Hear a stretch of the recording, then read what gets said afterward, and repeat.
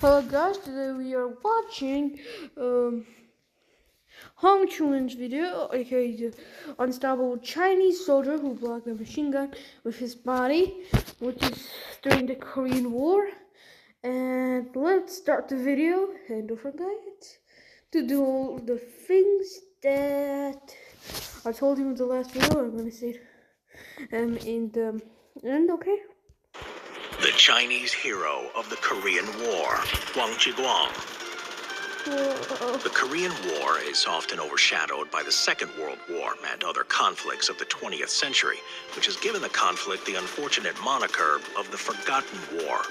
While both North and South Korea and their allies fought fiercely for control of the Korean peninsula, heroes emerged on both sides of the conflict, and no matter what uniform they wore, their deeds are worthy of remembrance. Huang Zhiguang was born on January 18, 1931, in Zhongjiang County in the Sichuan province in central China, the son of poor farmers in the rural countryside. Little is known of his childhood or upbringing, but what is known is that he was raised in a tumultuous time in Chinese history. In 1927, civil war broke out between the Republic of China and the Chinese Communist Party, plunging the nation into 2 decades of brutal war. To compound the already chaotic situation further, in 1937, the ever-expanding Empire of Japan also invaded the country. After the Japanese were defeated and driven out of China in 1945, the Civil War continued to rage until 1949, when the Communist Party emerged victorious. A year later, in 1950, Chinese forces entered the ongoing conflict in Korea, throwing their weight behind their fellow communist North Korean allies in their struggle against the UN-backed South Korea adversaries. In March of 1951, Huang Zhiguang joined the People's Volunteer Army, an expeditionary force of the People's Liberation Army that was sent to Korea, and was sent to the fighting shortly after. During this stage of his military career, he proved himself to be a capable and resilient soldier who earned recognition for his abilities. His first assignment was to act as a runner, a task for which he excelled, earning commendation for his efforts, earning the Meritorious Service Third Class Award. In late 1952, the United Nations forces began Operation Showdown, a major offensive into North Korea, hoping to gain an advantage during peace negotiations, which were breaking down. It was hoped that a major victory would force the North Koreans and the Chinese back to the table under more advantageous conditions.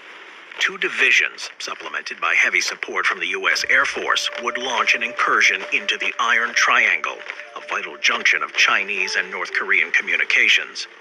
The Chinese forces quickly sent reinforcements to blunt the UN offensive, dispatching the 15th Corps, which Huang's unit was attached to, as well as the 12th Corps. The bulk of the fighting occurred at what was called Triangle Hill, officially designated as Hill 598 by the Americans and their allies, and known to the Chinese as Shangganling, a forested piece of high ground that roughly resembled a V when viewed from above, with a pair of ridge lines extending out from it. Adjacent to Triangle Hill was another piece of high ground dubbed Sniper Ridge. Both of these locations would be the main objective for the American-led UN advance. Okay. On October 14th, the battle began and would see some of the fiercest fighting of the Korean War. After an intense aerial bombardment, the UN forces advanced behind the screen of a sustained rolling barrage from hundreds of artillery pieces. All but the deepest dug-in Chinese positions were obliterated, and the lines of communication between their forces were cut, throwing the PLA troops into disarray.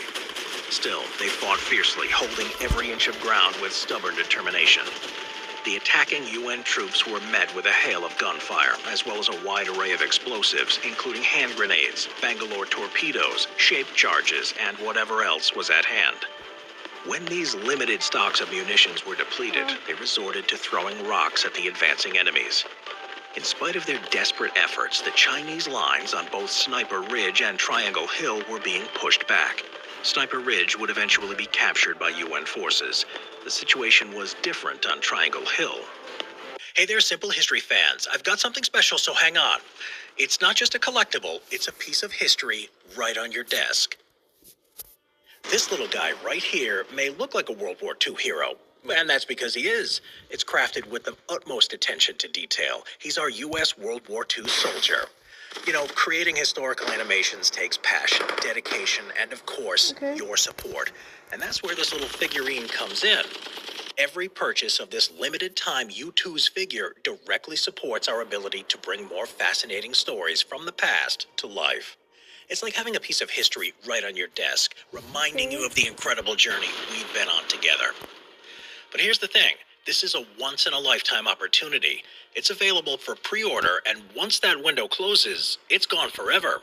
This is your chance to own a unique, limited edition piece that will never return. So don't wait. Secure your piece of history, support our mission, and let this little figure be your daily reminder of the incredible stories we share together. Head over to our website, which you can find in the description or in the pinned comment right now to place your pre-order and make history with us. Own a piece of the past and shape the future of simple history. Thank you for being part of our journey. Though they suffered heavy casualties, Chinese forces at the apex of Triangle Hill managed to withstand the onslaught, and the attackers' momentum was stalled. Taking advantage of the reprieve, on October 19th, the commander of the 15th Corps ordered a counterattack.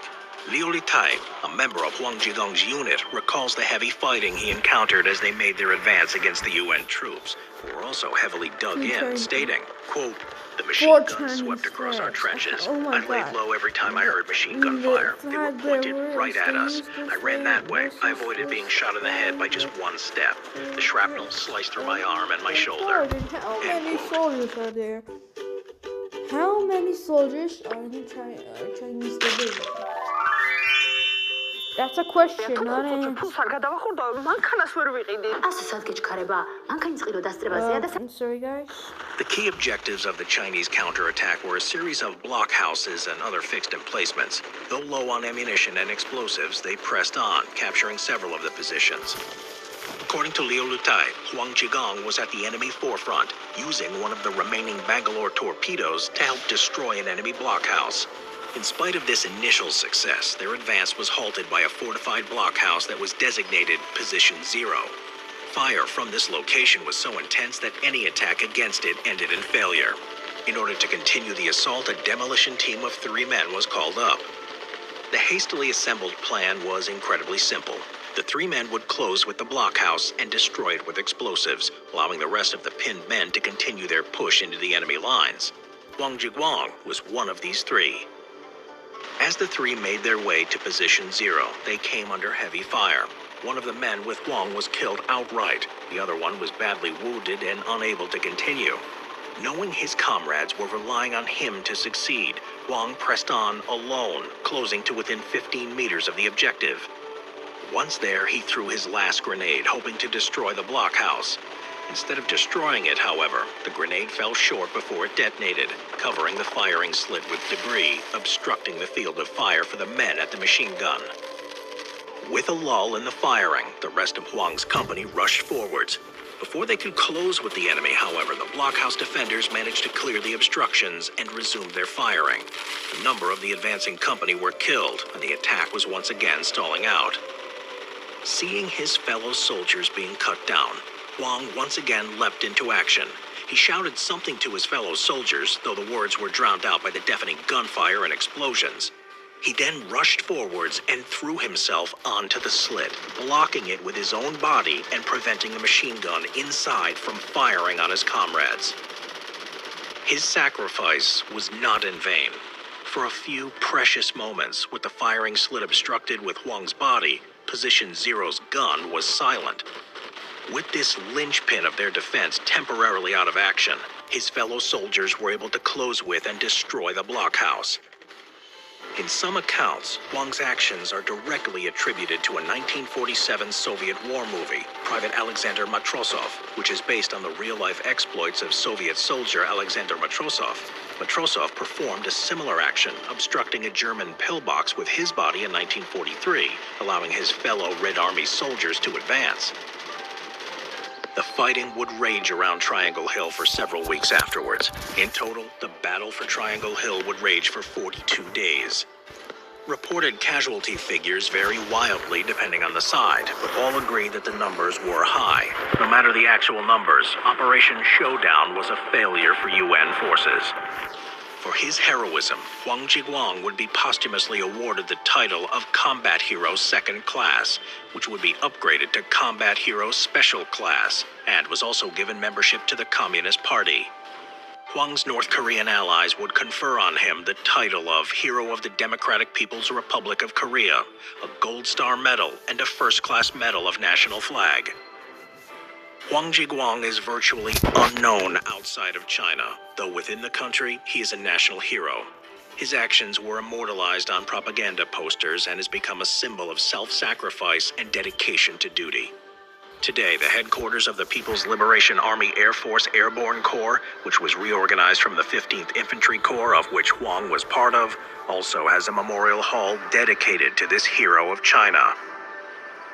No matter what uniform was worn or what flag they marched under, soldiers of all nations who participated in the Korean War fought with bravery, distinction, and self-sacrifice, and no matter the cause, are worthy of remembrance.